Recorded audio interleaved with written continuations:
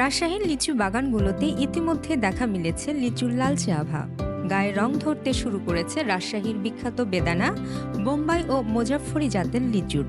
সব ঠিক থাকলে 15 থেকে 20 দিনের মধ্যেই বাজারে উঠবে মৌসুমী রসালো ফল।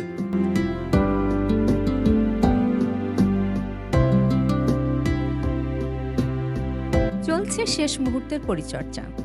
সঠিক পরিমাণে পানি, সার, পোকামাকড় দমনে কীটনাশকের ব্যবহার করছেন চাষিরা।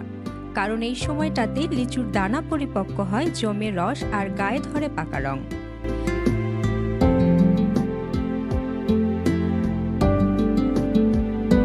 লিচু চাষিরা বলছেন, যদি আর কোনো প্রাকৃতিক দুর্যোগ না হয়, আশা করি 15 দিনের মধ্যে বাজারে লিচু চলে যাবে। গত বছর চেয়ে এবছর আল্লাহ দিলে অনেক ফলনের হাতটা ভালো লাগছে।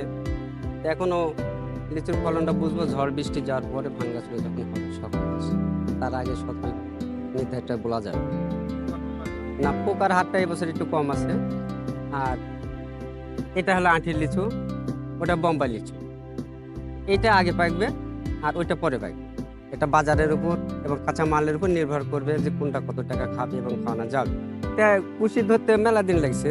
মানে গত বছর এই সময় আমরা এই লিচু ভাঙার পর সার বিষ করেছি। তারপরে এই অবস্থায় ছিল, এখনো পানি টানি দেওয়া লাগছে, মাঝে মাঝে সার বিষ করতে হয়।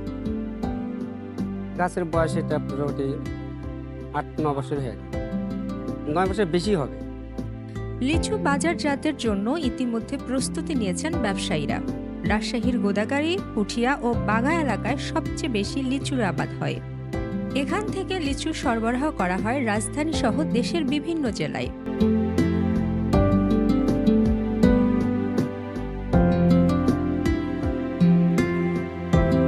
কৃষি সম্প্রসারণ অধিদপ্তরের সূত্র বলছে, মৌসুম ভালো থাকলে এ বছর রাজশাহীতে প্রায় 13,000 মেট্রিক টনের বেশি লিচু উৎপাদন হবে বলে আশা করা যাচ্ছে।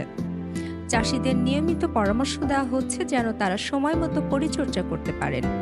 রোদ, পানি আর সঠিক যত্ন পেলে রাজশাহীর লিচু দেশের সেরা হিসেবে পরিচিতি ধরে রাখবে, এমন প্রত্যাশা চাষিদের। আর ভোক্তারা অপেক্ষায় রয়েছেন মিষ্টি রসালো সেই স্বাদের জন্য।